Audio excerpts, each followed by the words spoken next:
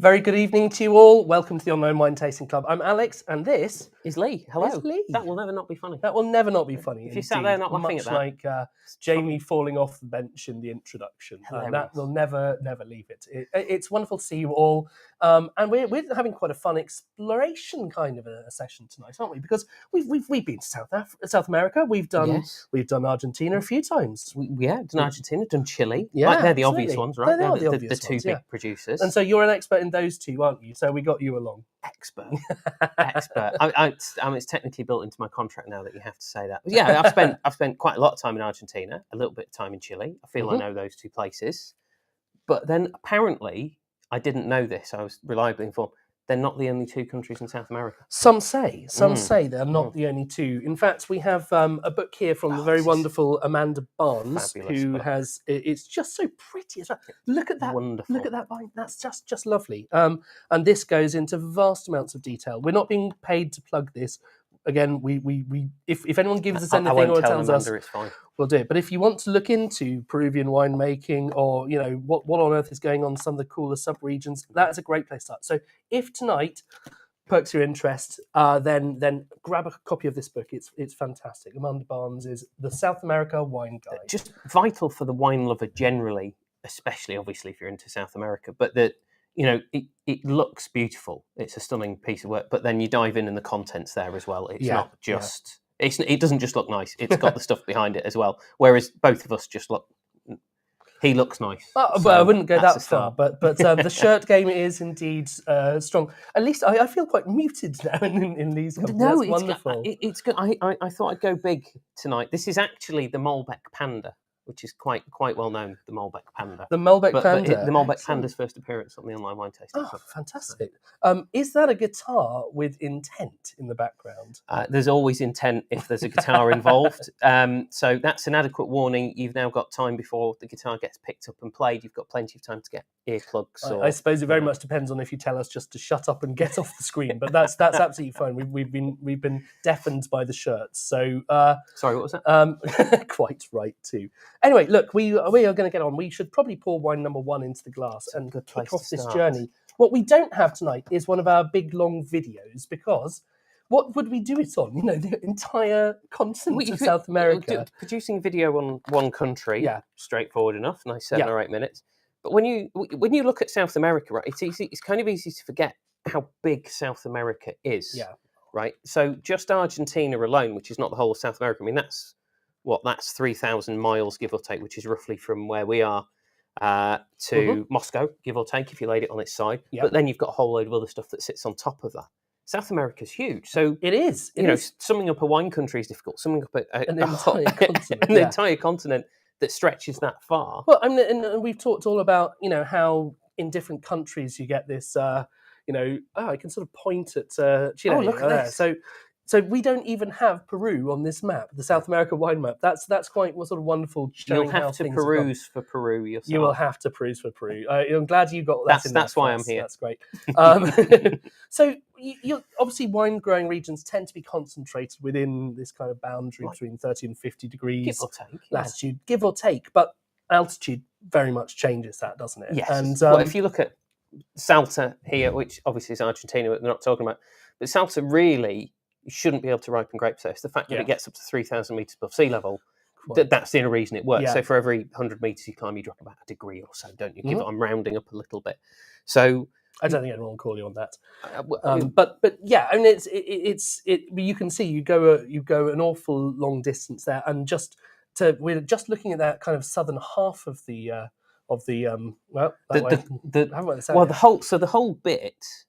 whole bit there of South America. The shaded insert there, the whole part would be known as the Cono Sur. Okay. The Southern Cone, which is obviously a well-known wine brand. So that's the whole entity, and we're just looking at a tiny segment of that, which suggests that there is more to explore. There is a bit more to explore here. And of course, with 6 wines, we can't do too much of that. I'm going to get it off so that you can see Lee's lovely face. Now, we're starting off with this one in Uruguay. Now, before this week, I had not tasted any Uruguayan wines, so this is a good start. I've done a little bit. You've done a little bit. So I did a little bit of work with a wonderful lady called Carla Bertolotti, and she was starting off bringing it from Uruguay, and she was bringing in some Uruguayan wines. I was looking to try sort of across the board, and they were made primarily from two things. There was a bit of muscat in there, Yeah. and there was a lot of tannat, which we'll come to later. Well, red wines are generally a lot more kind of popular in South America, more aren't prominent. they? So partly, you know, climatically, it's a hot country, so it's easy to ripen red grapes. Yeah. Then you look at sort of culturally and historically the countries that have contributed to these places. So, you know, big Italian influence, for example, big Portuguese influence in other places where maybe there's more red grapes, but also, you know, they eat a lot of meat and they think meat, red wine, it sort of all ties together. So, you know, there was a lot more red wine. But the fact that, you know, immediately going to Uruguay, which feels off the beaten track, and you're then going, we're going white immediately. So, hang on, they make wine in Uruguay and they make white wine, not just these big hearty reds. But Uruguay is actually the fourth largest producer in South America. So they crush annually around about 73,000 tons. Wow. To put that in perspective, Argentina will annually crush 1.6 million. But you've got Argentina at number one, Chile, Brazil, then Uruguay pops in. So they're making a reasonable amount of money. Now, I worked this out because I knew people would ask that. I know what people want to know, and I'm going to share that with them. Okay. Uruguay is 176,000 square miles, which is roughly 8.5 Waleses. 8.5 Wales in the universal currency of country sizes. Yes, 8.5 Wales. That's great. For those of you who are regulars, I'm sure you already know about the towtc.co.uk/taste, or scanning this QR code. That should take you to this Slido where you can tap your tasting notes in, and we can hear what you think of these things, assuming that Jamie set it up right, which of course I hope he has. But hopefully so. I'm gonna have a try of this because I'm sorry, I've not shared this out very evenly, and I'll give it. That's fine. I won't take it personally. Can you just speak to my agent? Yeah, thank you. But Albarino, obviously, there's this link between Spain and Portugal and South America, and so it's not a surprise to see a bit of Albarino there. No, but Albarino grows in this little northwest tip of Spain and in Galicia, and it's all on pergolas, and it's right next to the sea, and it's got this maritime influence that's coming in. So there's a couple of things there. So Uruguay, where most of the vineyards are, they tend to be fairly close to the coast. So we've already said altitude is really important in South America because it's a hot place. If you don't have altitude, you can be coastal, so cooling coastal effects. So when Garthon was founded in 2007, the founder invited a guy called Alberto Antonini out there. And that would be a bit like me saying, I might like to learn to play the guitar. I wonder if Dave Gilmour's available. And Alberto Antonini's come out and he said, actually, you know, you've got weather systems here, you've got moisture in the air, there's damp in the air. Galicia. Okay, what grows in Galicia, if you just said Albarino. And because you mentioned pergola there, pergola is a really good growing system for kind of slowing sugar development and preserving acidity. Okay. So if you are in a hot place, you want to slow your sugar development and preserve acidity. So there's lots of other reasons why you might use the pergola system. So the pergola system is where, you know, you grow the foliage horizontally like this with the grapes underneath. There's lots of other reasons you might want to do that. But pergola, Albarino, Galicia coming into Uruguay. It's a good recipe, isn't it?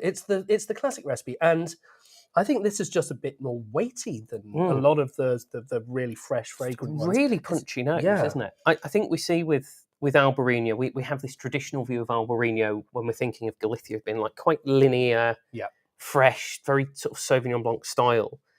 The variety is much more complex than that, and there are producers here who will, you know, maybe use some oak on there, maybe some Batonnage, maybe some lees contact. And I think this has sort of like 3 months lees on it. Yeah. And that just gives it that bit. And you text that, I think somebody says like they've got lots of cool things. They've got lots of cool tanks in their winery. They've got concrete tulips. They've got sort of big oak things. But this one is not. This is 100% stainless steel they use. But I've got a question from John T. So let's have a look at this. So is South America seeing the same travel of regions that we got in Europe? Is there an English equivalent of new English wine regions? Well, so in the northern hemisphere, of course, people are tending to move north. Yes. Because that's where it gets cooler. Obviously, you've got the opposite effect in the southern hemisphere. Yeah. And we've been seeing, particularly with Argentina, some of those more southerly regions like Patagonia. Development of so Patagonia itself was sort of first planted by a producer called Humberto Canale in I want to say 1912. It might have been 1909, 1910. And I mean, that felt quite new because that's a long way away from everywhere else. So, you know, logistically, it was very difficult.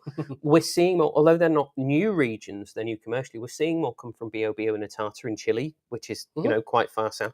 Those vineyards actually date back to the earliest origins of wine in South America, like the 1550s. In fact, the the natives. The native population would go around and steal the grapes and use it to make, I can't remember the name, make like a local brew and drink that. Goodness. But, we're seeing that go. There's only, with South America, so if you're saying that in the Northern Hemisphere we're moving further north, there's only so far you can go in South America because you suddenly hit ice fields. Yeah. So it's a really good question. Yep. But it's you're kind of thinking about going south. But I think what is happening is if you maybe take climate change out and you look at development of new varieties to cope with climate change and increasing vineyard and winemaking technology, that's helping those countries where maybe traditionally it might be a bit too hot or too humid. Yeah. And there's always things that you can do in the vineyard to help push that along. We've got a question about, is anyone getting hints of the malolactic thing, which is this, where we've converted the malic acid into lactic acid, losing the appley flavours that you often get with those things. I think you could be right on that. It's definitely... I think it's such a sort of broad and deep style of Albarino, which is not what we expect. But there's definitely something in there, isn't there? It's like a slightly, like a peach yogurt, peach Melba thing-ish. It's funny you should say that. We've had peach and yogurt, so... Look at that. Look at that. So finally, my palate's actually returning. Happy days. I'll That's take that. Good. This is news. I think this if we look at Albarino, obviously Galicia, it's grown across the border in Vinho Verde. We're starting to see it crop up. There's a little bit in England. Being produced. I saw that was. I know that Fergus at Balfour at the Hush Heath estate has got some. It's cropping up in New Zealand. So Yealands are starting to produce some. Layla Kaloran is I believe, was she doing some down in I think she was looking at considering it, wasn't she? Yes, down in South France. She's gone for a little bit of the Asiatico as well, which they're taking. Yeah, she's gone with the weird varieties. Now there's also, and this clarifies it, there's Albarino in Australia, but a lot of Albarino a lot of what we thought was Albarino in Australia isn't Albarino at all. It's Sauvignon. And they discovered recently that the Spanish Bull basically sent them the wrong material. Somehow they managed to send them a grape variety from Jura, which is not in Spain. I don't know how they managed that, but they had something different. But it's got like that true heart of Albarino to it. Yeah. Right? It's got that lovely fruit, but that extra weight, and as you said, petit filou and yogurty. I like that slight leesy thing that comes through. Who would have thought it? An Albarino. Oh, quite. From Uruguay. And it's still got great acidity. One of the other things that they're doing on this site, and Garçon Winery is a really interesting thing because this land is massively undulating. It's very beautiful. There's great kind of biodiversity. You've got a proper mixture of vineyards right in with the other native things and the wildlife going there. So they've split this up into lots and lots of tiny little plots. And if you look at it from the Google Maps, looking straight down at the photos, you'll notice that the vineyards, unlike this here in our background, the vines are all going in completely different directions. And they're all just trying to sort of, manage that particular tiny little plot. They have 1,150 different plots. It's just 11 miles away from the coast, and it's all growing on this very granitic soil. Yeah. Which, that's another tie with Galicia. Another tie with Galicia, exactly. Yeah, it's a very old granitic soil. I think it works with 12 grape varieties over those 1,100 plots, doesn't it? So, and again, that patchwork thing, Alberto Antonini, being the consultant, that's a very Italian thing, for anybody that's spent any time in Italy. You look at one hillside and everything's doing different, even if it's all the same variety, everything's pointing slightly different. Very astute. Very like the Douro. Yes, absolutely. Although with probably slightly fewer of the crazy amounts of native vines that are sort of all sparse. Yeah, what's that planted over there? Oh, who knows? It's been there about 200 years. But it's not the same as the vine next to it, I'll tell you that. No. And what you're planting a new vineyard, what's the first thing you need? Dynamite. So granitic. Right, yeah. That's absolutely. And we've got a very short video from that sort of gives you a little bit of an overview of it. I'm afraid it's not something that's been produced for us. It's a little bit marketing-y, but I just thought it was quite nice to have in there. So I'll pop it up and we'll. Some believe that destiny is already written, an immutable legacy. Others see destiny as an opportunity. It starts with a dream, a revealing vision, an emotion that takes shape, the dawn of a new era. Tradition becomes state of the art. A place becomes inspiration. Innovation and nature in perfect harmony evoke the energy of its soil. To look beyond, to go beyond.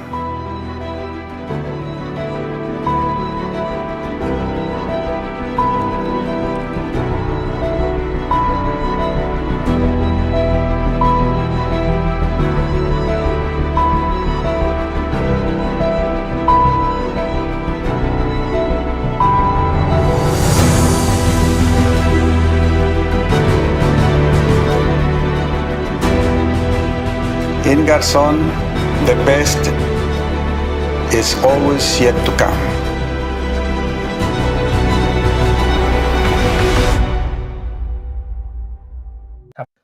Right, firstly, right. You've got to love these marketing videos. They're always full of the best is yet to come. Firstly, I'm prepared for a massive sporting event right now, a final. Oh, yeah. Right, next time James Bond's looking for the villain.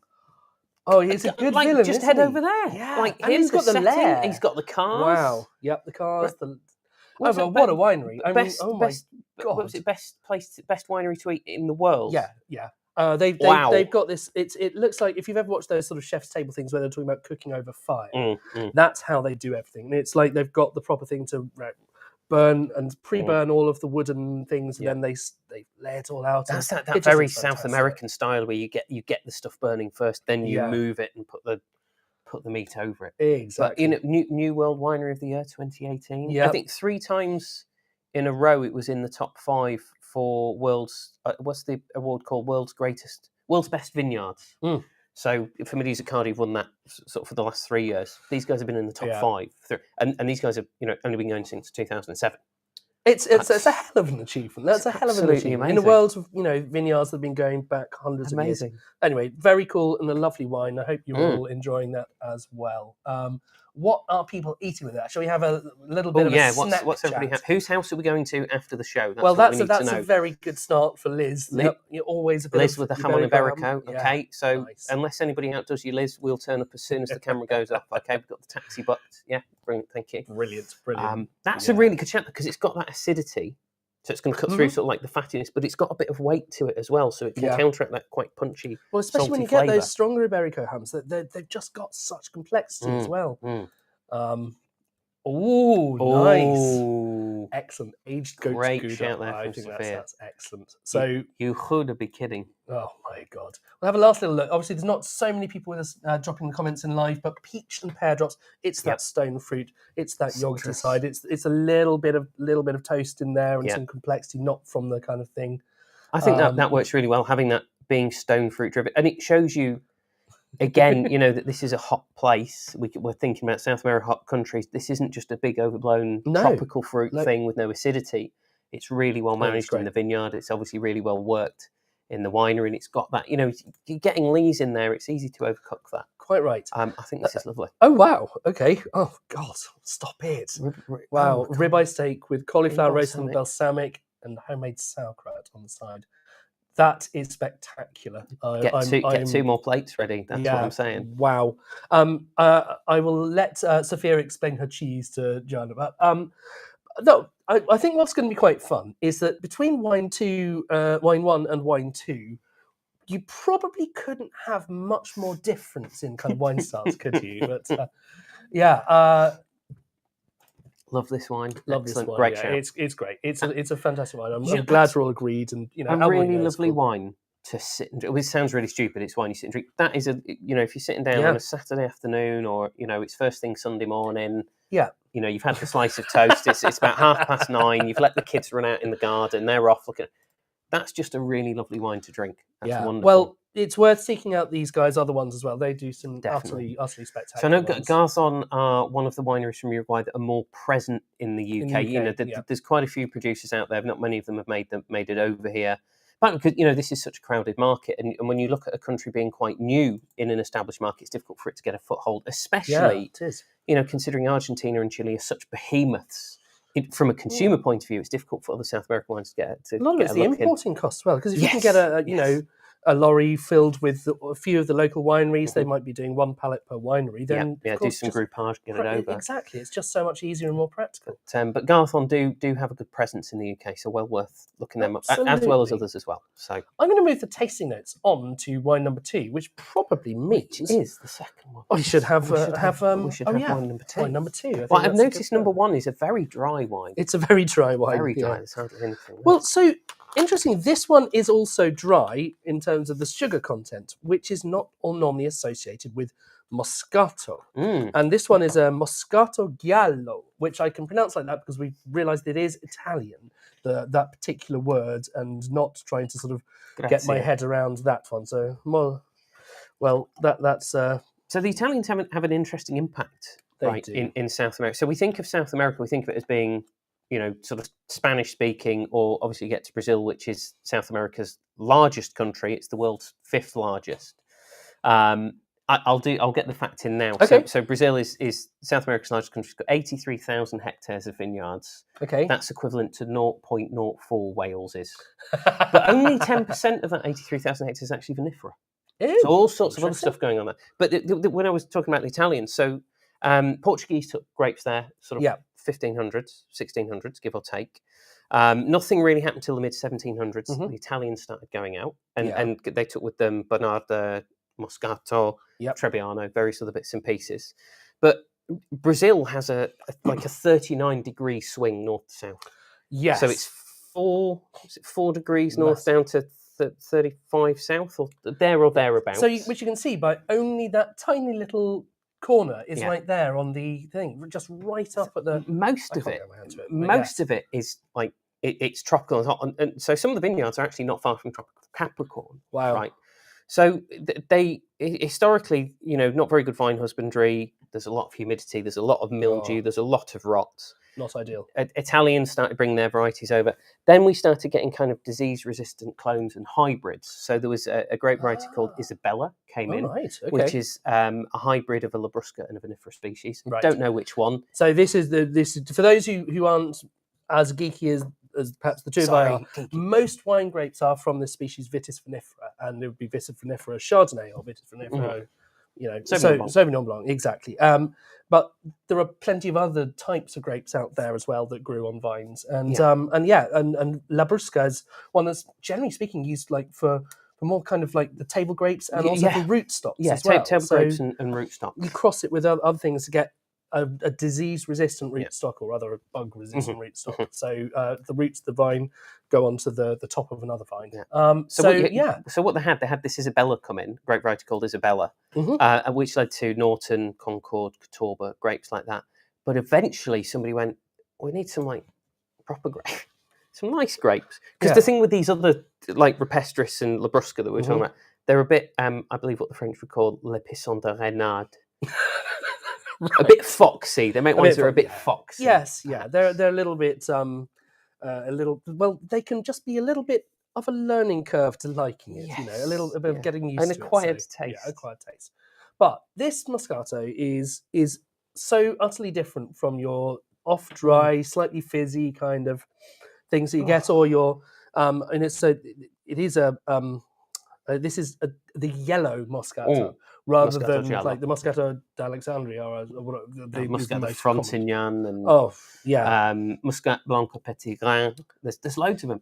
So Moscato Giallo, there's not a lot of it. It is one of the lesser known members of the family. It tends to grow up in Alto Adige, so right up in northeast Italy. There's a bit in Germany where they call it Gold Muscatella, give or take. But it's relatively thick-skinned. Oh. It's quite high sugar, so it's actually a good grape variety for drying. Okay. If you wanted to make, like the Pasito method. Yeah. I don't know if you could do it here because there's a lot of humidity in the air. Yeah, but the fact that it's got that thick skin and builds sugar thick skin, it means it's less disease. It's more disease resistant. Yeah. So kind of suitable for this climate. For me, it reminded me of the first sniff, actually almost of an Alsace kind of Gewürztraminer. Yeah, it's got that hit of kind of the sort of roses and your sort of Turkish delight kind of thing. Yeah. And I was like, I'm not sure I'm going to like this because it was just a little bit too flowery for me. I mean, that's just my personal taste, but But actually, it really grows on it's you. like It really grows orange on you. blossoms and lime blossoms. It's like that. But there's a quote from Spinal Tap, and it's not that this goes to 11. It's when they get the album and it's all black. Okay. And he says, "How much more black could this be? None more. Be. Yeah. None more." But Well, actually, it doesn't overpower you. It's hugely floral, but there's layers to the florality in it, which I really like. There's different blossoms, there's a bit of geranium in there, and there's the rose petal. There's actually a little bit like peariness underneath it. And then, like Sophia says, this underlying sort of layer that goes on, the longer the flavour lasts, the more sort of lychee-like it gets, and that's so pleasant. So a very surprising and pleasant wine. This was, I believe, an Italian chap who came over, wasn't it? Called Guerino Motta, who came in 1879 and popped some vines down, brought some with him, and it's not actually a million miles away from the Uruguay area where we were. No. You've just tipped over into the border. I'm going to pull that up again. That map up it's again. It is just virtually from where that Uruguay thing is. You're just heading a tiny little bit up, and we're a little bit more inland, so it's a little bit warmer again. You've got some water there to moderate the climate as well, and there's quite a specific topography. So you've got a little bit more altitude. So the highest point in Uruguay is only sort of just over 500 meters. Cerro Catedral, which so the Argentines are going, what's a pebble? Uruguay's a bit more. Brazil's a little bit more hilly than that, but you've got that channeling of the winds and the effect of the water as well. And so the winemaker Bruno Motta, part of the family, he actually trained in Mendoza. And then came over, and I think they farm like 55 hectares. Yeah, which is not an inconsiderable chunk of it is not. How much they're growing. So. It's not at all. And I think it's been long enough since Encanto that we are allowed to talk about Bruno Motta. So, I think we probably are. Sorry for anyone who doesn't have children who isn't doing that. Let's have a look at the chat. And now this is a very, very good question from Liz, because what the hell would you pair with this? I don't know. This one's a bit beyond me. Do you know what? So where I'm going with this, and part of this stems from, I was doing some work yesterday in a kitchen, sort of specifically talking about food pairing. Oh, were you with anyone that anyone might have heard of? I don't know. My lunch yesterday was brought to me by the letters MPW. MPW. I don't know who that could be. Oh, no, strange. Yeah, interesting. But I'm sure someone might have heard. But that we had something specific yesterday, which made me think of that. What's difficult here is you smell it, and you can't smell sweetness, right? But you smell this and you go, "This is going to be sweet," and it isn't, and it's a dry wine. That with some kind of lightly Asian pork dish. Oh, okay. So an aromatically spiced pork. There's actually a little bit of acidity to cut through the fattiness. Pork belly. The wine itself doesn't have a huge amount of weight, but it's got the acidity and those characters. Have that kind of lemongrassy sort of like spices coming through, and I think Sophia's saying Thai foods, but I think the floral nature of your shirt, or does it go necessarily well with pandas? Quite possibly. Well, maybe bamboo. Some kind of bamboo-based dish. I wouldn't necessarily take that. Do you know what? We said grass. It's a type of grass. It's a very thick type of grass. It might work indeed. Cheese. I think that's an excellent. I mean, sort of a lighter, sort of creamy goat's cheese or something for me. That could be quite nice. Something like that. And also ultimately, cheese does go with everything. I've never heard of that guy. Have you? Well, all I can say is the chap I was with yesterday didn't shout at me and swear at me once, so I'm not entirely sure it was the real Marco whether it was really. He was lovely and enjoyed my recommendations, because he signed his book and he wrote Respect. And I thought, 21 years I've been in this game, finally, I've got some. That is wonderful. Excellent. I really, really like that. It's quite cool. It's not what I'd normally pick up, but it's really cool. The fact it's so unusual, and I like the aromatic floral stuff, and you mentioned Alsace there, so I like that, and often you're going to but I like the fact that actually this is dry and just finishes. It's a nice aperitif, if nothing else. Yeah, nice and chilled. First glass of that, get the evening going. I think that's really interesting. So I've just come back from Lanzarote, which anyone who's been following our social media feeds might have spotted me. You had a really nice stay there, I believe. I had a really lovely, stress-free stay in the beautiful sunshine, and none of these things are true. However, I did get to go out to some cool vineyards. We also had some of their... oh my God, I've forgotten what it is. Listan... Well, I had some Listan Negro, I had some Malvasia Volcanica, but I've just gone completely Malvasia.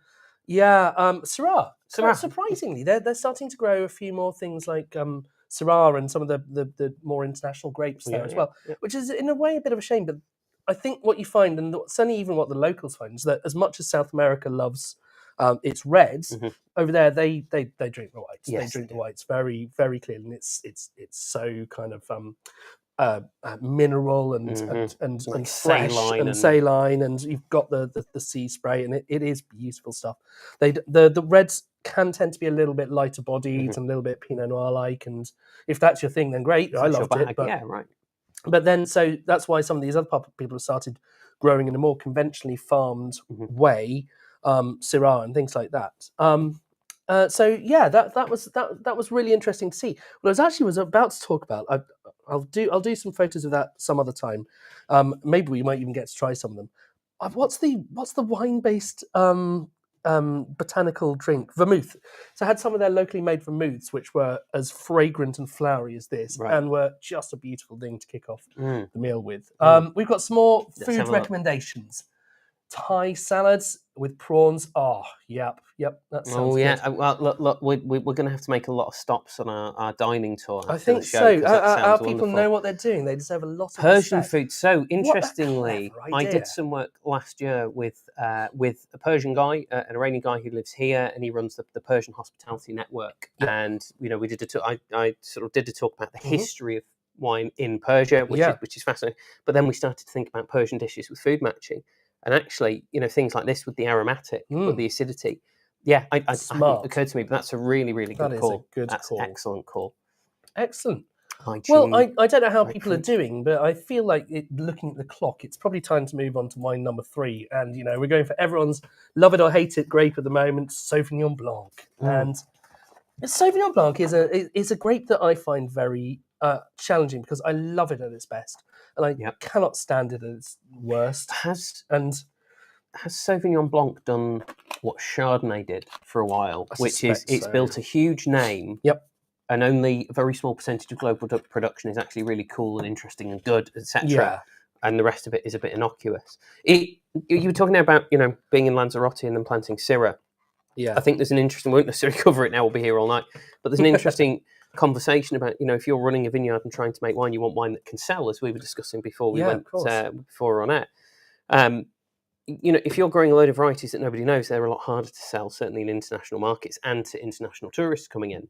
So why would you not necessarily maybe replant with things that people know? People have heard of, yeah. When I did my diploma, one of the questions I got was talking about why Sauvignon Blanc is so successful commercially, but in terms of vineyard and winery as well. Yep. So it is the variety, isn't it?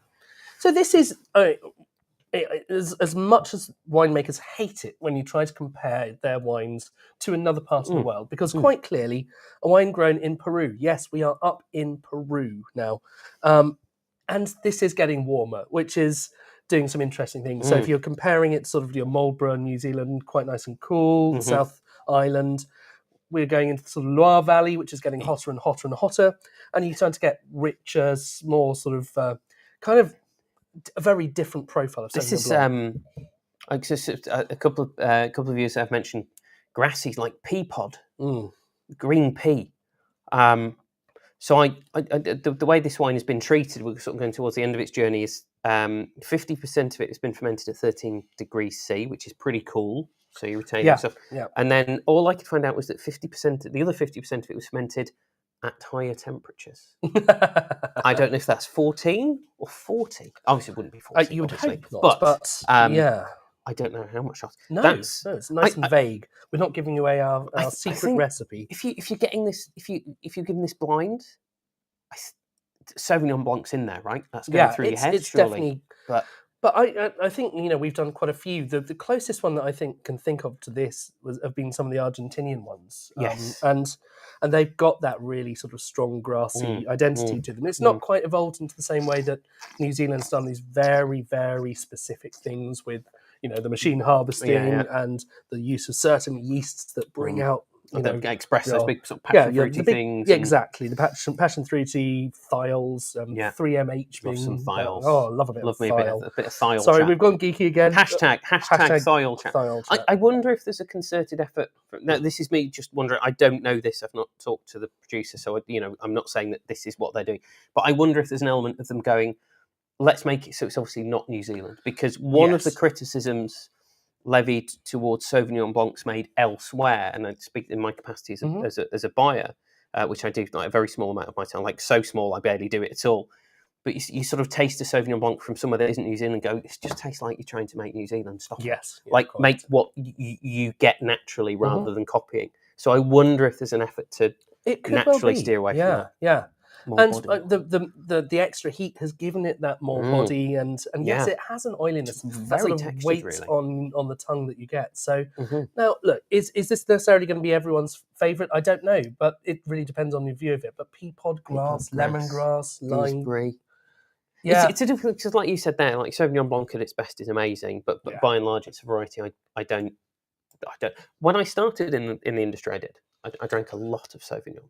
Actually, mainly Chilean. Really interesting. Okay. Yeah, that's obviously 20 years ago, but it was Chilean Sauvignon that I was drinking quite a bit of. Cool. Again, it's really interesting. It's absolutely fascinating. I think what we should talk about very briefly is where this comes from now, because Peru, not the first place that you think about. We have two Peruvian wines. I've just come up with a food match for it. Oh, okay. Sorry, it's from Peru. Okay. Marmalade sandwiches. Surely. I've got one under. I'm not wearing my hat. You see, but he's from darkest Peru, isn't he? And here we are in Intipalca, the Valley of the Sun. Yeah. That is the Inca for Valley of the Sun. Which would suggest it's not deep and dark. Which suggests it's probably not that deep and dark. If it is, that's trading standards. It's trading standards, I know. But could it work well with a marmalade sandwich? Possibly. I don't know. I'd probably go into Sauterne with a marmalade sandwich, I'm not going to lie, or a TBA. Yeah. Well, we've got another Italian who's come over and has decided to do some things. He probably wasn't doing Sauvignon Blanc at first. It's Santiago Queirolo, and he has based himself in the Ica Valley, which is this Valley of the Sun, quite sort of quite close to the sea again. So you get a little bit of that. Far away, but it's bit of altitude as well. It's just in actually. If we pull up a picture of the that's not a mass picture. Here we go. You can see the Andes there. So we're very much in the foothills. Foothills of the Andes. But actually the vines are quite flat. It's just right down into the plains. So it's you don't have that kind of undulation and all of those strange different aspects that the other guys had to deal with. But it's a decent site. And this is the Hotel Viñas, which is, I think, the only winery hotel in Peru, right in the middle of these rolling vineyards. Yes. It really looks great, beautiful place. Yeah. Again, some nice food. I think as we try as a family to get out to Argentina every year. I think, and we usually try and put in another stop. I can see Peru kind of being that stop. It's interesting. I tried to do some research on this, and a lot of stuff suggests that wine in Peru only goes back to the late 1800s. It was actually the earliest South American place planted with vines, 1530. And throughout the 1600s, 1700s, they were growing a lot of vines here, making a lot of wine, and they were supplying Potosi, which is now in what is now Bolivia, which I think will become relevant in a few moments, where there was a lot of mining, and the miners were actually paid with wine. Wow. And they were supplying Lima. But then it's like me, isn't it? You're basically, that's it. That's why we do this. But then, so they actually did have this big, quite wide-scale production. But then 1687, I'm sure we all remember what happened there. It was like the Helsinki incident, isn't it? We all remember that. 1687, the Peru earthquake obviously decimates a lot of vines. Then we had Jesuit suppression. Okay. Had a bit of that going on. Yep. Then this Pisco stuff appeared. And wine production dropped off to such a point that by 1795 they were having to buy wine in from Chile. And there's a record of them buying 5,000 troves from Chile. Now, I don't know how big a trove is, but I gather it contains lots of treasure. Oh, okay. But the vine making today, as we start to think, is late 1800s. But again, it's one of those places that, a bit like England, because England came up, we think of it as being really new. No, the Romans did it back in the days, yeah. Well, I mean, the Romans brought us grapes. I don't know if they did anything else for us or not. I don't know. Probably not. Probably anyway. not. So yeah, we've got some interesting and slightly different views on this. Like, is it like a Sauvignon Blanc or not? And I think that's one of the things. You think about France; it doesn't call it Sauvignon Blanc by the grape. Generally speaking, if you have a Bordeaux, it will be blended with some Semillon and some maybe some other Muscadel in stuff. there, maybe, and bits and pieces. And it's not named Sauvignon Blanc so often. I mean, they might be changing a little bit now. But if you buy a Sancerre, that's Sauvignon Blanc. You buy a Puy-Fumé, that's Sauvignon Blanc. And these are these are very different styles of to what we now think, which is made in that New Zealand style. So I think Joanna's got the point. It's very recognisable. I think if you were doing your diploma, you'd probably pick it out. But where the heck you'd say it was where from, would you put it? I don't know at all. Because it's weird because it's got like some really cool climate green stuff, but then it's got loads of the hot climate weight texture, oil. Yeah.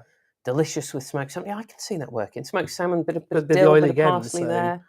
Yeah. And smoked sprats. I think that's possibly the most interesting pairing. Right. I've not. We're had definitely off to sprats. Sophia's. Yeah, Sophia. You wear them. You wear them. Oh no, they're spats. 1920s. 1920s footwear jokes. They're going to be the next big thing. Watch live at the Apollo for more of those. Interesting with more Marigny. Yeah, I think so. Yeah, I can because again, there is acidity to that, but it's the weight and texture with the creaminess. When I'm having more Marigny, I tend to just add toward things like Belgian beers, though. That's just because I'm a man of habit, I suppose. Muscadet. So that's with the monk. Oh, dearie me. Dearie me, that was pretty bad. Let's move swiftly on to a very, very much more serious question. So, how much impact do the mountains have on the wine? That's a very good question. So, it's not. I think one of the things that it's going to do is because the mountains push the air up as it's going over it. So you've got this. It's far north, isn't it? So it's probably more influenced by the Pacific winds coming in. It's probably more the influence coming in from the ocean. But where the mountains will be influenced, if you're planting further up the mountains, yes, you're getting higher up. So to a point, you're going to lose temperature. But the higher up you get, the thinner the atmosphere is. So when the sun sets, it goes cooler much more quickly. Yeah. So that diurnal swing, that temperature change between day and night, which we talk about in wine being so important for preservation of acidity and the grapes building up their flavours really gently, that's magnified. Yeah. Whereas and also because they're on a slope, like the really healthy, nutritious soils, they've disappeared. So the vines are working harder to get nutrients, and we know that to a point, stressing the vine is good. It gives us better quality. Yep. When you're in the flat plains, very fertile soils, it's a bit too easy for the vines to grow. You're not getting that impact of being at altitude, reduced temperature, and then becoming so cool so quickly because of lack of atmosphere. So you get a very different style of wine.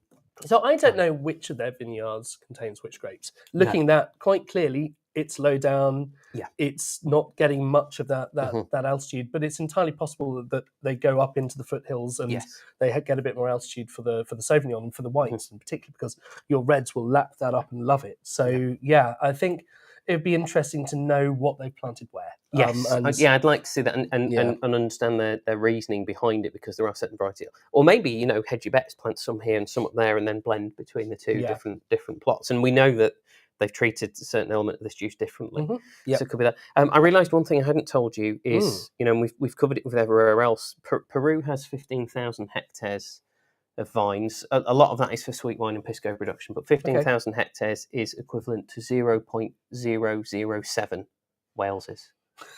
So 0.007 Waleses. So Timothy Dalton would like this, because he's Welsh, isn't he? And was James Bond. And was James Bond. I don't know what Wales. Oh, well, because Wales. So yes, there we go. And the more you know, the more you know. Sauvignon. Indeed. Winery was rebuilt in 2004. They brought in some really high-end equipment, and they also brought in an Argentinian winemaker. So a lot of I believe we are going to do their Malbec. Yes, we are going to do their Malbec. That's right. I had to suddenly check myself. Malbec that isn't from Argentina. Malbec not from Argentina. Made by in a completely different sort of place. So what on earth does an Argentinian winemaker do when he's transplanted? We'll find that out in a moment. His name is Luis Gomez. They now make 12 million litres of wine a year at this winery. So they're definitely one of the more significant wines. I think it's fair to say. But I think it's a different, interesting sort of wine. And I think that wine there are many things I think about wine, but Yeah. I think one of the things I think about wine is that wine should provoke conversation. It should. And that provokes a conversation. It has, hasn't it? Most It's definitely definitely. done it. And we've had some great food pairings, so I'm not going to go on any more about that. What we're instead going to do is, because we haven't covered a lot of these, all of the different regions, I wanted to talk very briefly about Bolivia. And in particular, there's they have some very, very interesting old style of growing vines over there, which are not so common around the rest of the world. In its simplest form, a vine is it is a vine. It's like it's a wild, it wants naturally to occurring climb grow up up, something, get towards the sunlight. to the sunlight, make grapes, make berries, get them distributed around. So if you are in a place where you don't want to do put in lots of, or you can't put in lots of posts and metal things and wires and everything to train things, it's an awful lot to deal with. What can you do? Well, you can do exactly what the plant would have done as on its own, and you stick it up a tree. You basically put it into the ground next to the tree, and it grows up the tree. Arboreal viticulture. Arboreal viticulture, and we've been having. It's going to be huge. Anyone who's on wine Twitter will probably have come across Nayan Gowda, who is a lovely, lovely man, and a really incredibly experienced winemaker, because he's been making wine from like more than 100 different grape varieties. Traveling, flying winemakers have made wine everywhere from every grape imaginable. Everywhere. And he loves to find some of these cool little stories. And what he's found is in these little, he will often just drive around and he'll spot a vine out the window, and it's an old vineyard that's been abandoned by someone. So he's been working with this local group called Jardín de Oculto, so the Garden of the Occult, where it was just this discovery of this weird-looking kind of. Is this for woodland. the greater good? But all the locals put masks on for the Jardín de Oculto for the greater good. Exactly, and the vines are so thick, so you can see the tree in the middle of it. But this is, I mean, that's like a boa constrictor wrapping its way around you, isn't it? That's pretty hefty for a vine. So they've got 3 different kinds of varieties of grapes which they're growing there.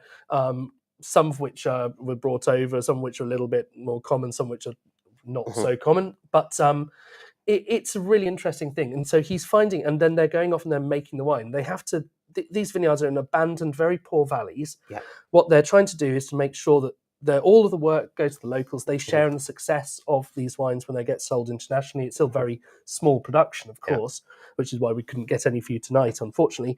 But one of them, it was a Pioja something, was genetically they've checked it, and it's exactly the same as País. So it's the same grape. Same as País, Mission.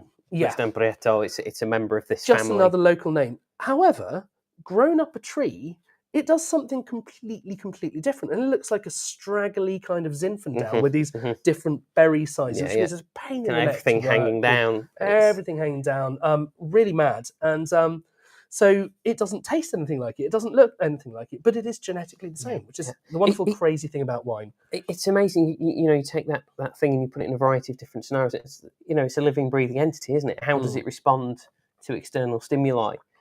But also, firstly, you've got to admire the tenacity of the vine itself. It's an incredible plant. It won't, I say, grow anywhere. But this is a difficult place for it to grow, to work its way up the trunk of this tree and out to source sunlight. The vine is incredibly resilient. Yeah. But that's reflected in the resilience and the tenacity of people like Nayan. This isn't an easy place to get to, let alone have all the equipment necessary, logistically to actually make wine. Winemaking, you may know. It's not a straightforward, just stick it in a pot and it's done, is it? Well, and it's a warm place as well, this little valley where the vineyard is based, and they have to take the grapes down these awful little tracks. I think it's 8 hours, if I remember right, to get to the winery. It was about 8 hours. Substantial journey. And what they do is they don't have a huge budget for this winery. It's all very basic equipment, like sort of basket presses and things like this. And so most grapes, what you tend to do is try to cool them down when they've been in a hot country before you start fermenting them. Otherwise it just goes crazy and it just gets out of control. So you want to cool them down. That needs really expensive to run and big, difficult refrigeration equipment. That is fantastic. Great effort. Great effort. I've killed one. Well, rather, my son has killed it by snapping it in half. So that's. But I'm What a down way to to one go. Chardonnay now. But yeah. So rather than cooling it down by doing that, the route from the vineyards to the winery, which is in the town, they just drove it up a mountain and stayed there. While by staying up in this altitude, It's nice and cool. cooled them down. So they go roll down the hill rather quickly. Probably the brakes have failed. Get to the winery and Absolutely straight into amazing, the press. isn't it? And that's creativity. I love it. So we've got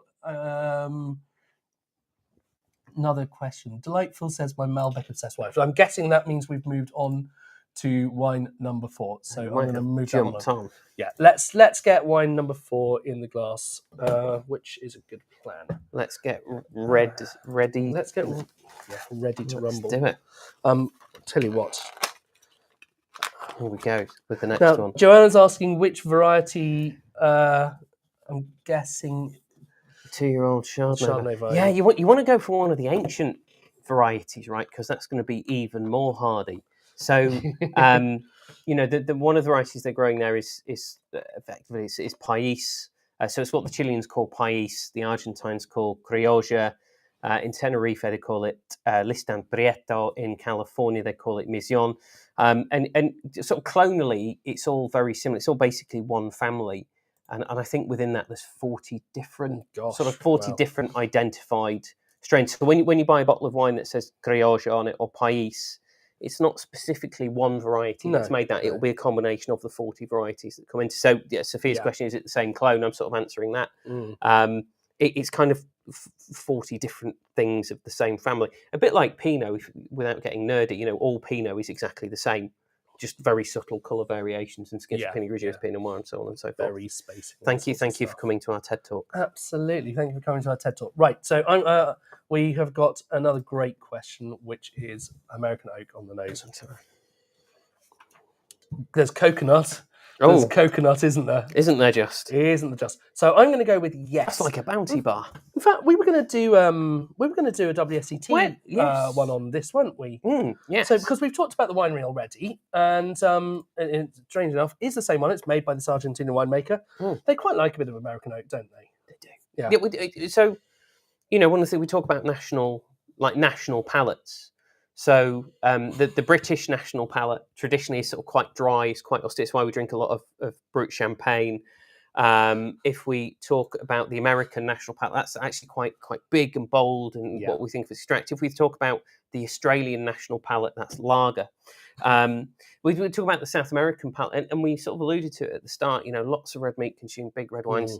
Historically, traditionally, they've liked really big, punchy flavour. Wine was the kind of the way we might drink beer historically in the UK, where it's after a day at work and you not sling it down your neck, but you want something thirst quenching, refreshing. Historically, they'd want a wine that was like just big and juicy and full of flavour. And American oak, it's got that sweetness to it. Yeah, and it's South America. It's easier to get American oak than it is to get French oak historically. Wonderful. American oak obviously doesn't have to travel across from the other side of the world, so which helps. So it's still quite a long way down. Basically, they've got them over a barrel. That's terrible. Goodness. I can't believe I didn't even use the I don't Bolivia when you said we were going to talk about it. Well, okay. So, right. This is I'm not going to make us do a full WSET2 thing, but let's go through these. Should we start with? Let's start with the intensity.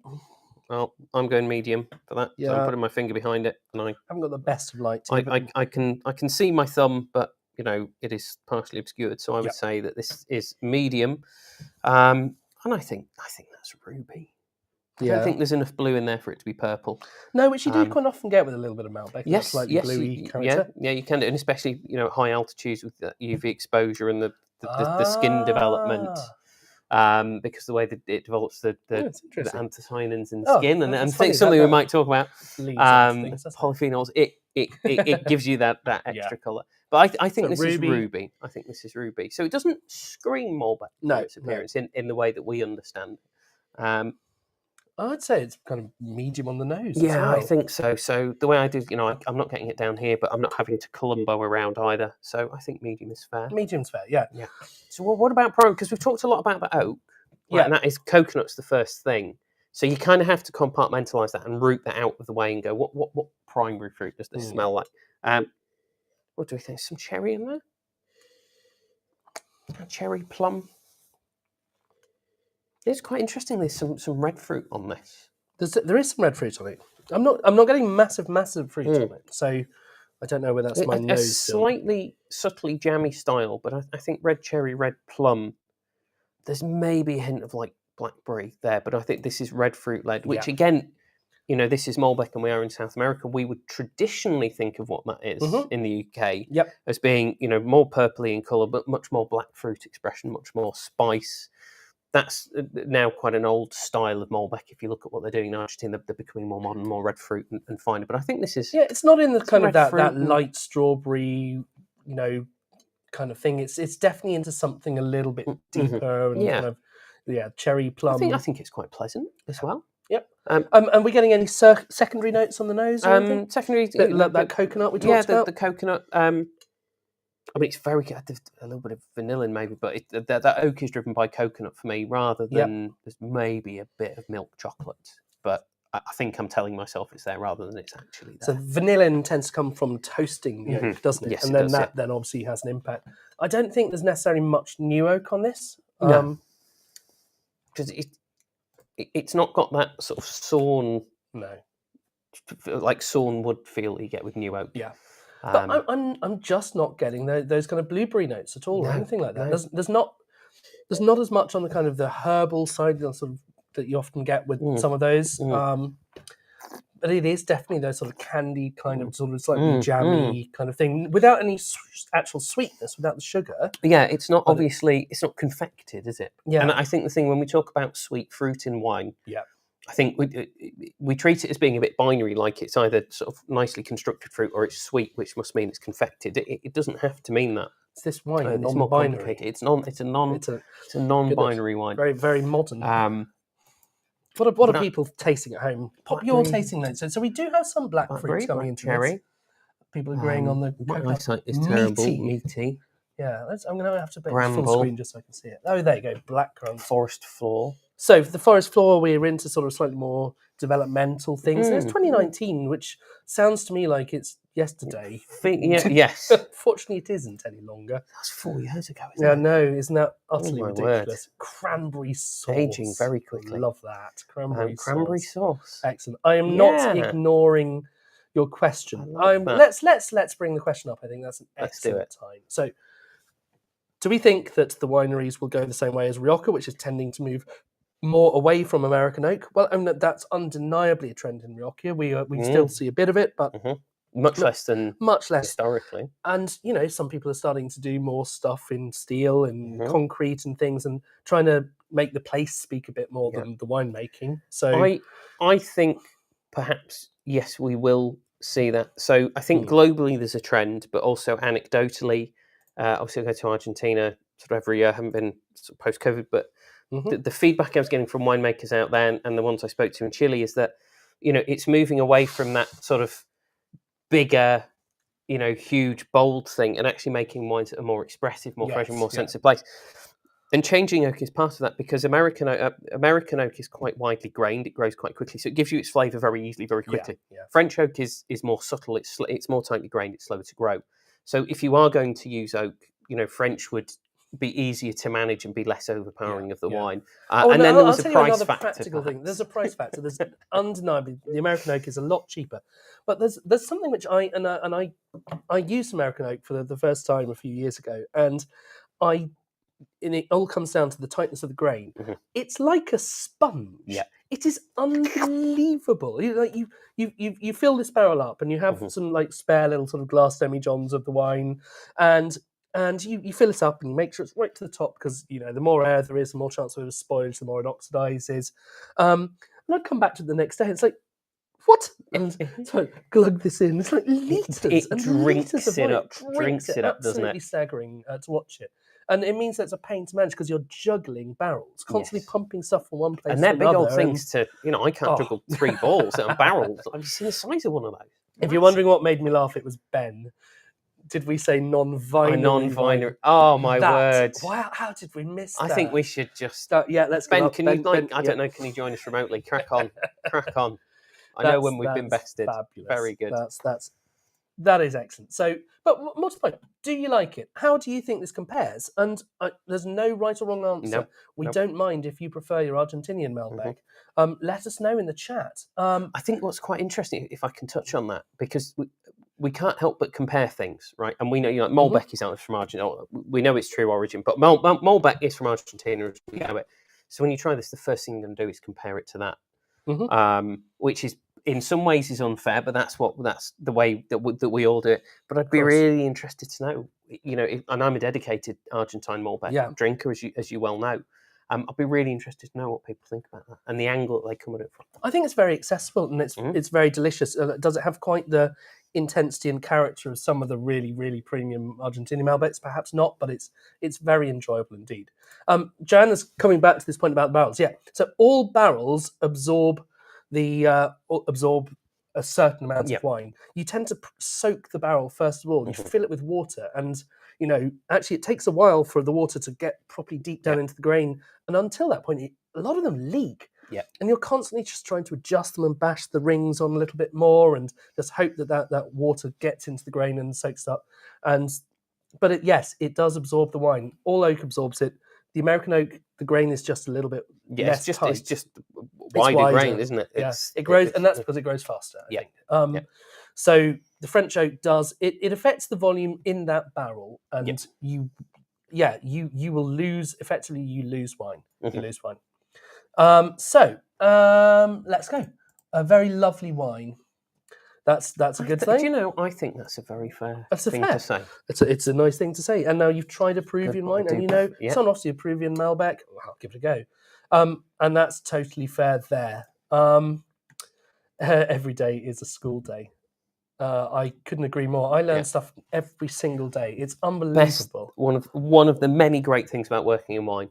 Every single day I learn something new. Yeah. Every single day. Yeah. And stuff you go, how did I not know that? I've been doing this for so long. I should have. Malbec is French. Why I knew that? Everything. And better than Argentinian. Well, and better than. Do you know what? It depends. I think it's worth keeping trying. Lots of them, isn't it? I think that's my. Do you know what? There's. I was very lucky to be invited to the International Wine Challenge's 30th anniversary dinner. They were obviously really desperate to get bums rub it in. Really desperate to get bums on seats. I've not been invited back since, genuinely. I'm lucky to get one invite. I don't get a second one. Mm-hmm. But at this particular event, Hugh Johnson was given a Lifetime Achievement Award. Okay. And to be in the room and see him receive that was what made that event special. Cool. These are the kind of events where you have to wear a tuxedo. So I'm really out of place at these events. I don't belong in those rooms. But Hugh Johnson gave his speech, and one of the thing that I remember him saying was, it's always having that wonder of what's under the next cork.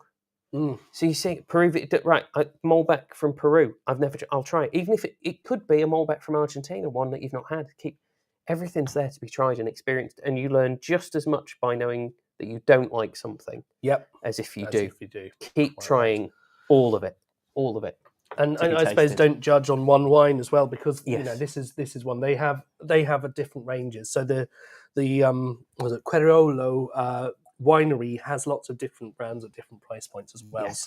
So that's a cool thing. I would certainly explore more of their wines, having tried those two. Me too.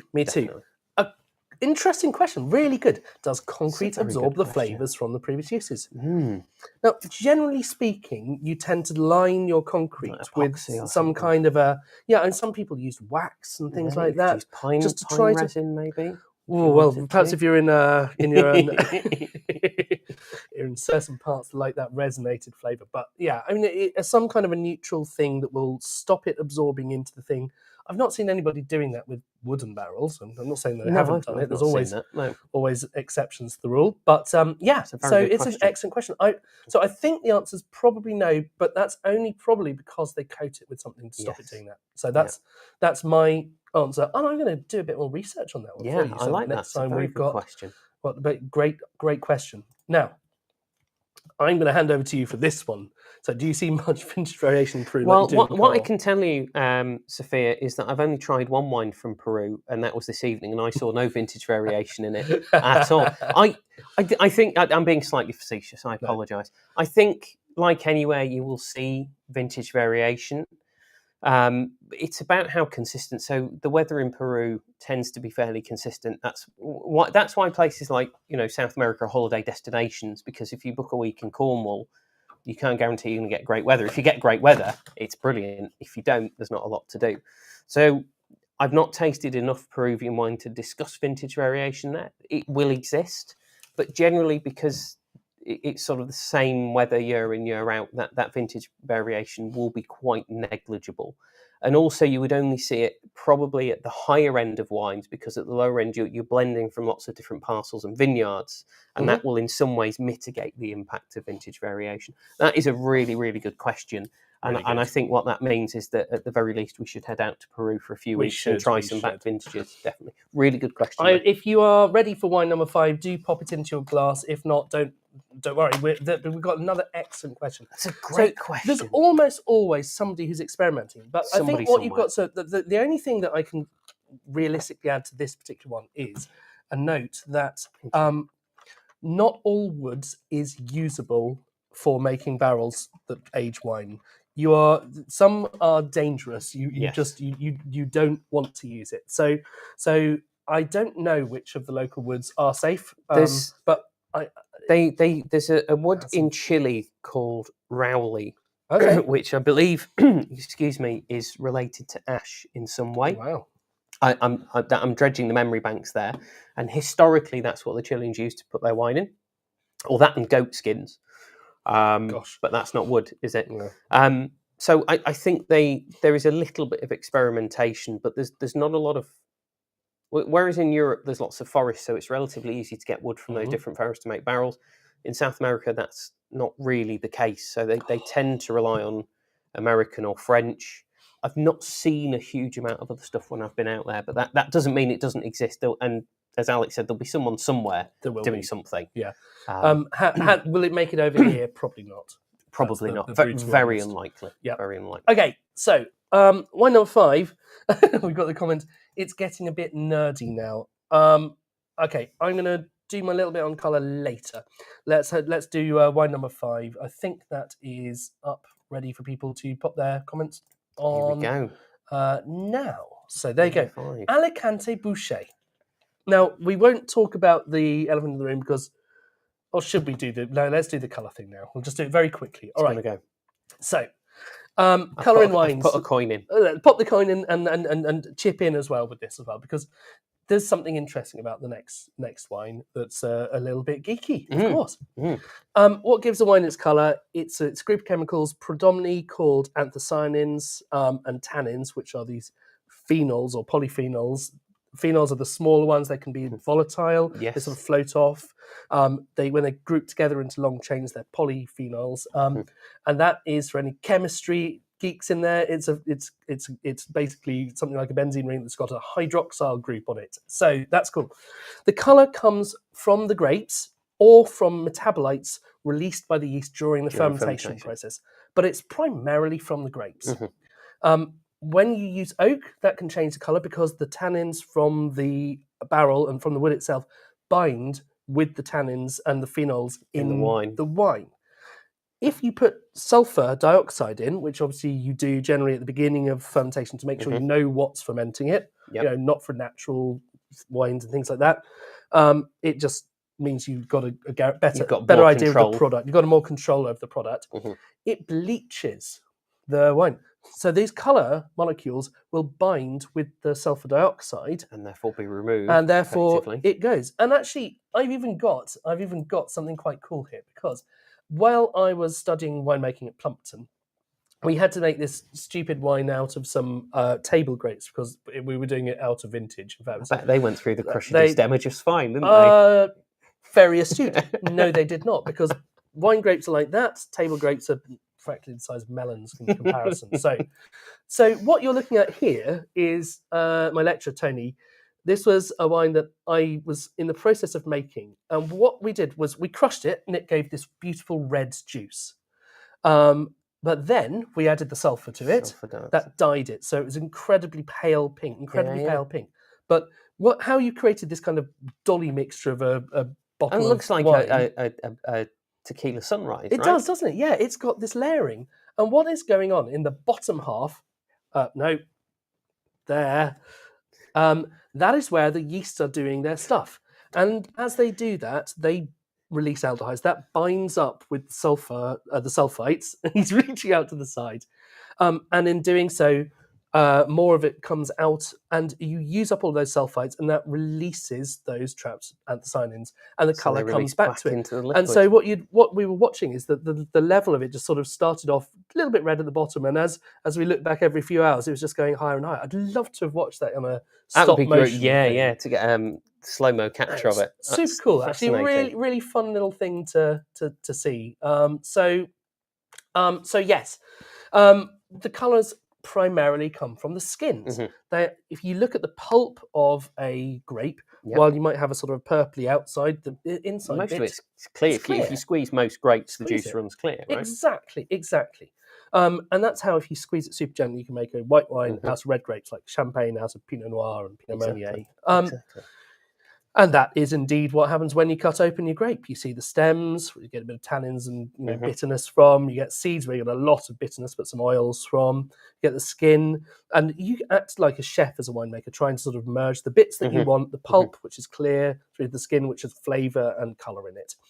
But there is this thing called Teinturier grapes, and that is, one of these is Alicante Bouschet, which is what we are having here. So drinking. Teinturier derives from the French for to tattoo. Oh, really? Which is why it means to colour with colour. So this is Alicante Bouschet is one of the very few varieties that is a Teinturier variety where the pulp itself contains colour. Exactly. There's like about 4 around the world that are actually used for making wines. Very, very few. Someone might go, well, actually, there's 5. That's fine. I'm not going to dispute that. There's very, very few.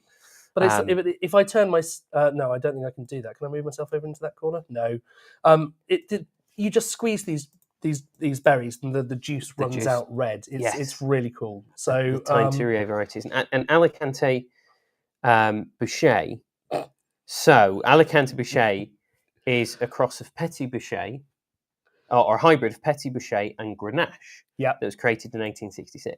Petit Bouschet itself is a hybrid of Aramon. I'm sure everybody knows that. Hopefully you've done the required reading. Aramon crossed with Teinturier de Cher. Oh, for good God's sake. So if only I could turn back time and stop them doing that. No, that's unfair. That's unfair. But Aramon was really popular, wasn't it? They did an awful lot with it. Didn't he take the hobbits to Isengard? Was that? No, I'm way off the mark with that one, perhaps.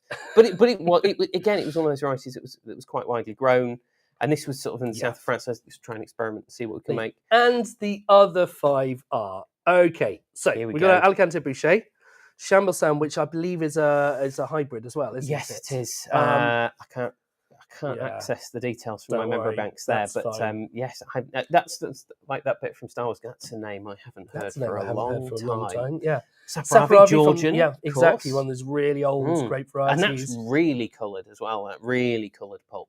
Yeah, and our favourite grape, of course, from of fame in England, Rondo. Rondo is Teinturier, and that's one of the reasons he's leaving.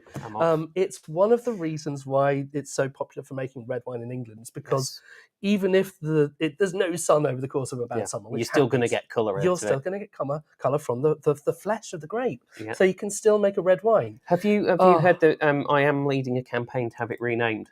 What are you now? Rondon't. Rondon't. Excellent. Yes. I drank some once, and I think I'd been reading Sartre, but I experienced a feeling of Ronwy.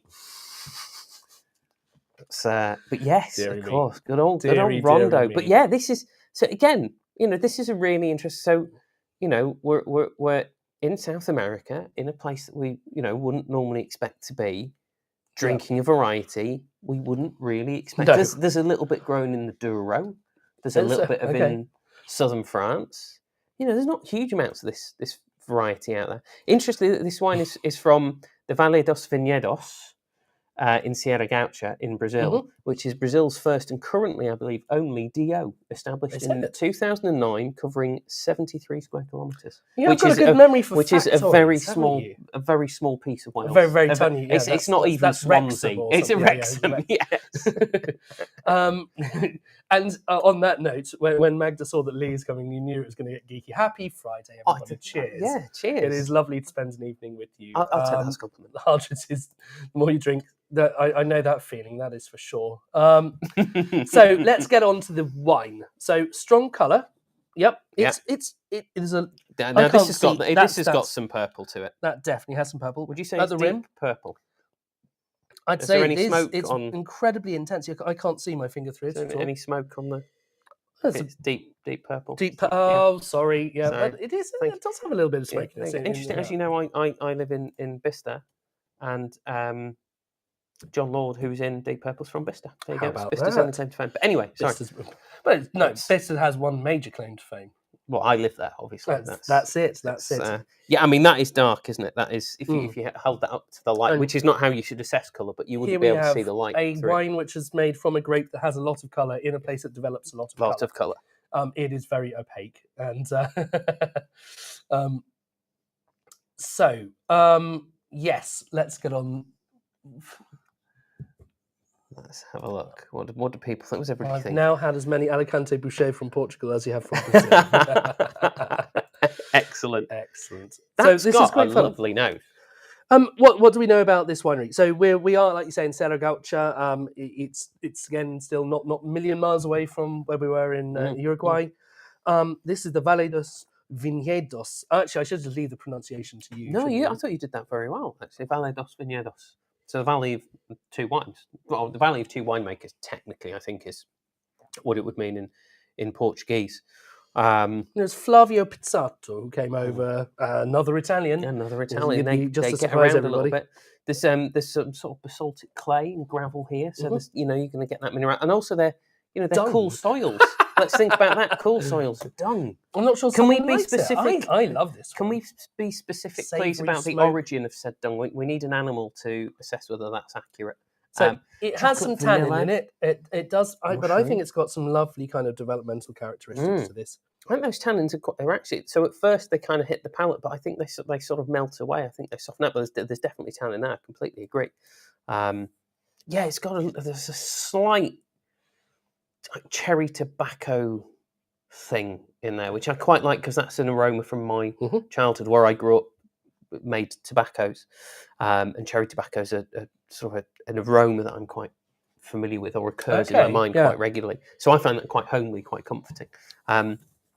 There's some lovely fruit, some sort of purple skin fruit, some black skin fruit. Now we have a very, very astute question here. So it's got a little bit of the green tannin, and that could very well mean that you put some stems in. So when you are choosing to make a wine, generally speaking, you would use a crusher destemmer. You take the grapes, and it's in reality it's more often a destemmer crusher. Yes. So it takes the wine off the stems, and stems can also get ripe, just like the other parts of the grape. Yeah. So they do ripen. If you watch, I don't know if you grow tomatoes, you watch the stems of the tomato, they ripen and get thicker and wider and greener. Often, it lignifies. Lignifies, that's the word. Yeah.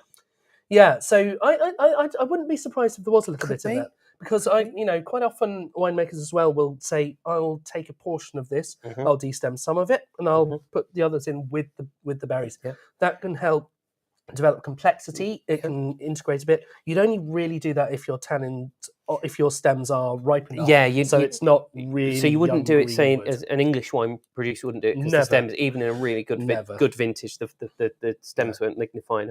I wonder if I don't know. This is something I must research. If this is a reductive variety, because you might add those stems in to get some oxygen channeled through, to help feed oxygen into the fermenting wine. So it's entirely possible. I must look that up, actually. I will go and do that. But equally, you do get grapes where those kind of greener flavours are coming from the grape itself. So, like Cab Franc and everything, but it ends up with a bit of herbaceousness. I don't know. I haven't tasted enough Alicante Bouchers to say one way or another, but it's a very good question. I have to say, I've had a few.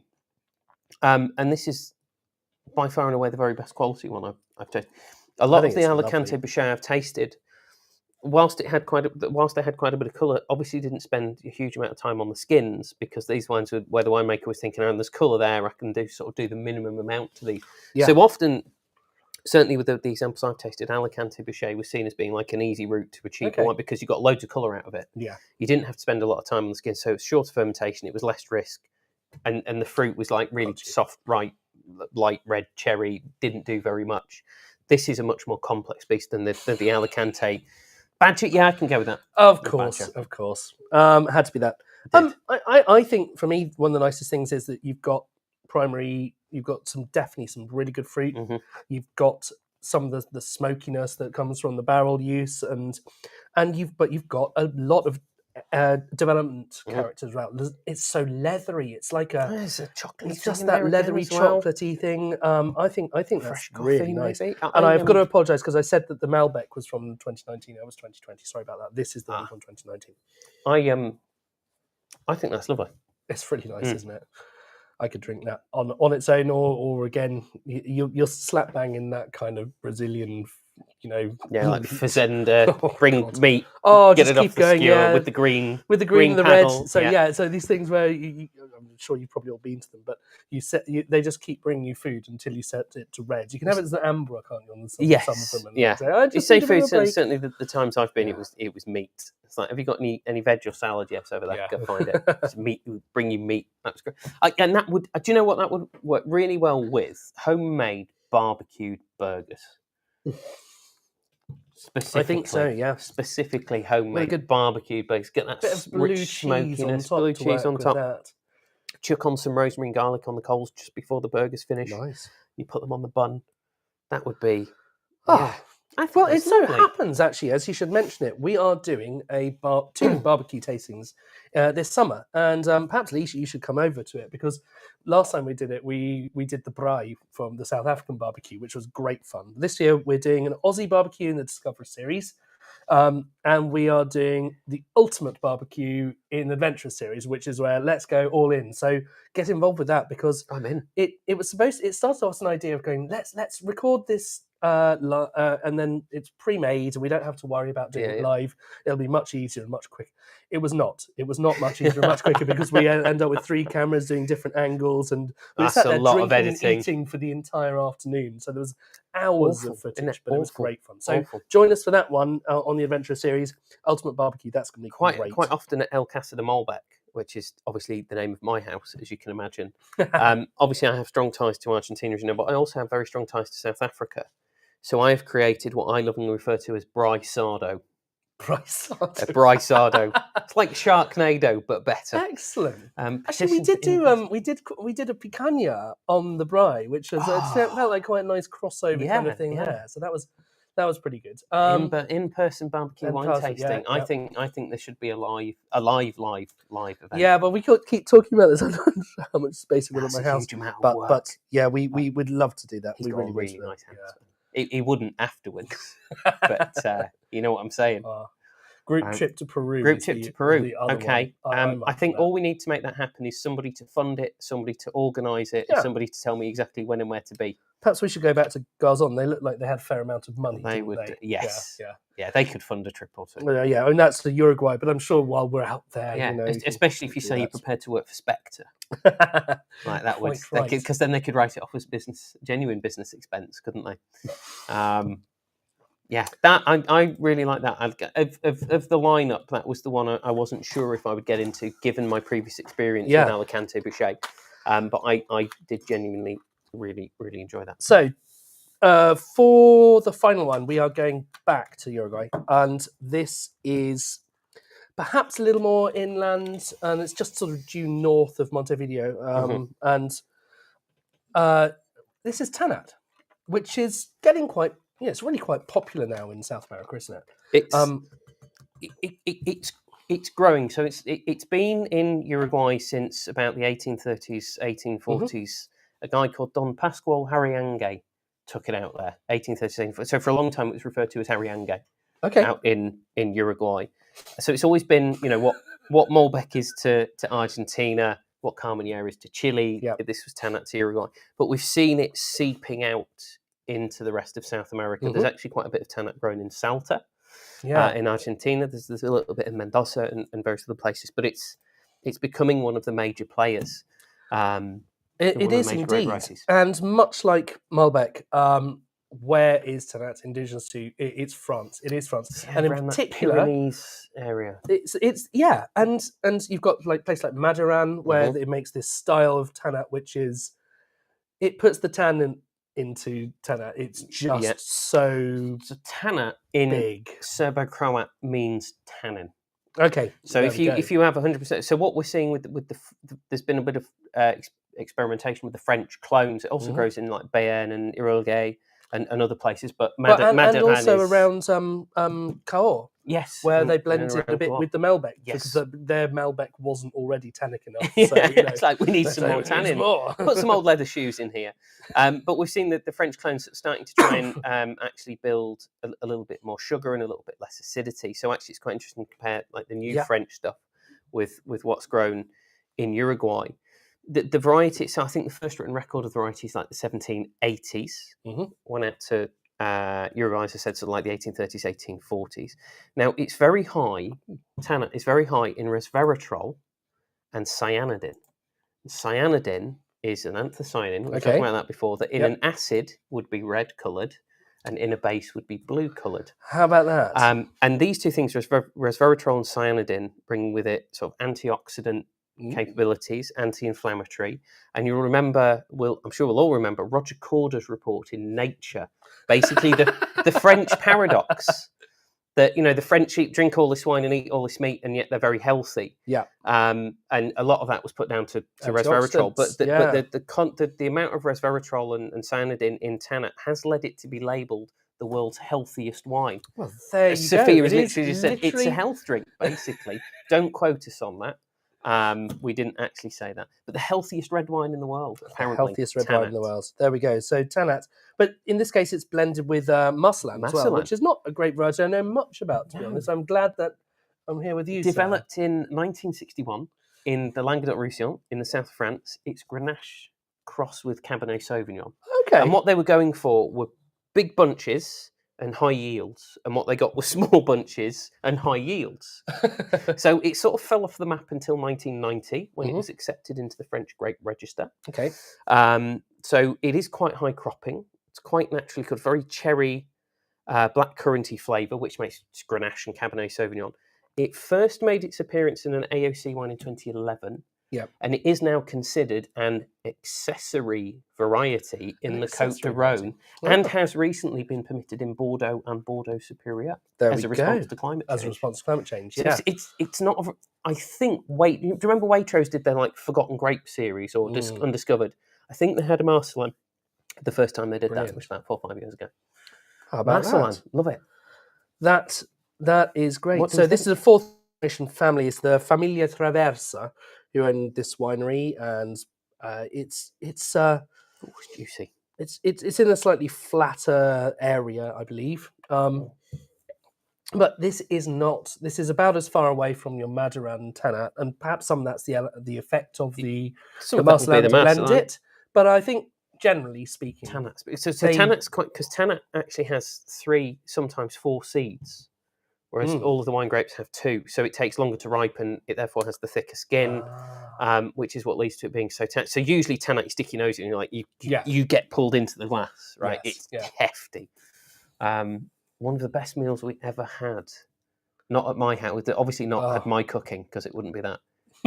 I don't know if you've been noticing it. Everyone's inviting themselves around to Bicester, to your house. So there we go. Run away. more the merrier, please. Come and join in. We move in a couple of weeks, so so just staying in Bicester, or we are staying in Bicester. Okay, fair enough. As the guy that works at the train station in Camborne, where my mother lives and tries to buy tickets, he refers to as Binster. Binster, even though there's no letter N in it. So I don't know where that N has come from. But that's great. Yeah, I mean, it's not a typical Tannat nose, but it's got Marselan in it, so that would be unfair to say this isn't typical Tannat.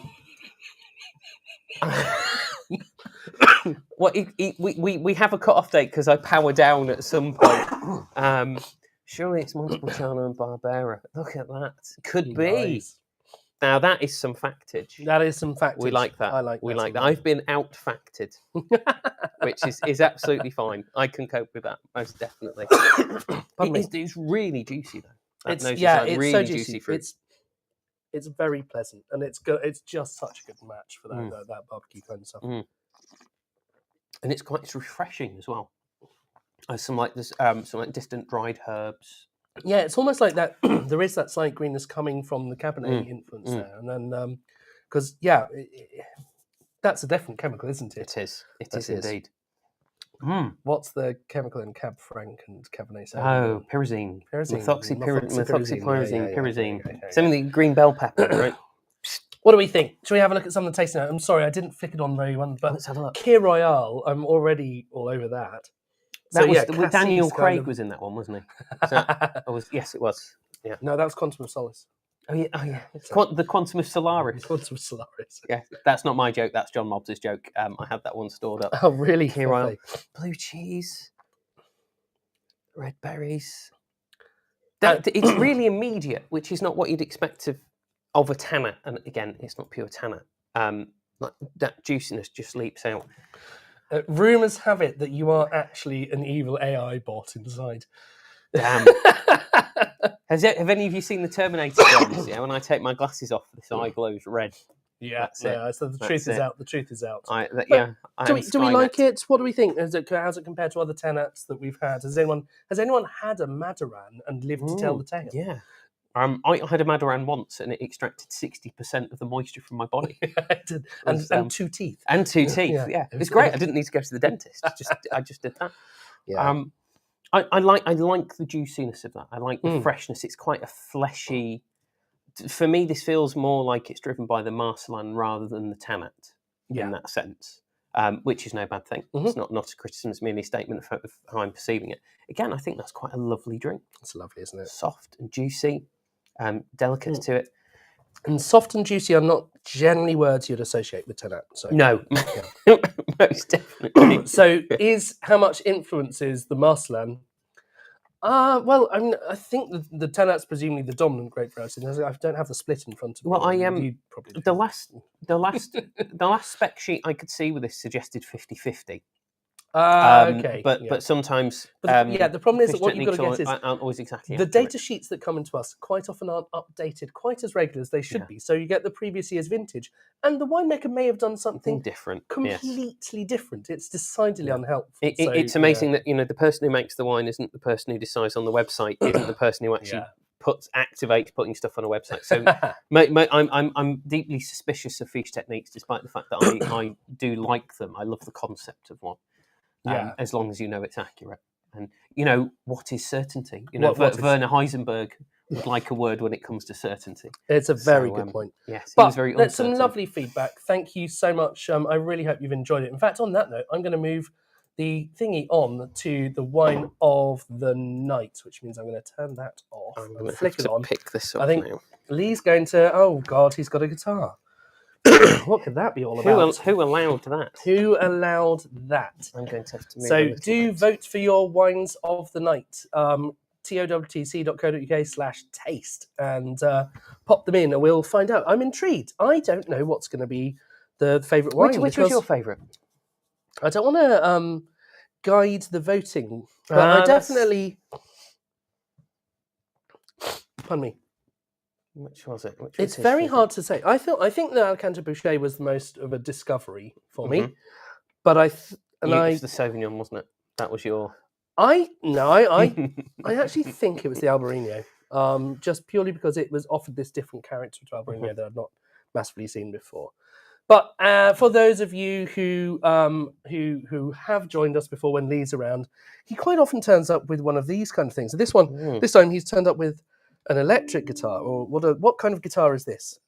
A noisy one. A noisy one. It's it's a fairly new addition to my armoury of guitars. Very nice. I didn't play the guitar for about 6 months, and I picked it up again. True story. Yeah. Our neighbour just legged it, like literally left. Did one. We've never seen him again. Landlord turned up. Do you know where he is? That's absolutely true. Well, we have a little song inspired by the beautiful South, I think it's fair to say. The beautiful South America. It is all about Uruguay or anywhere. In fact. I can't remember how to play it.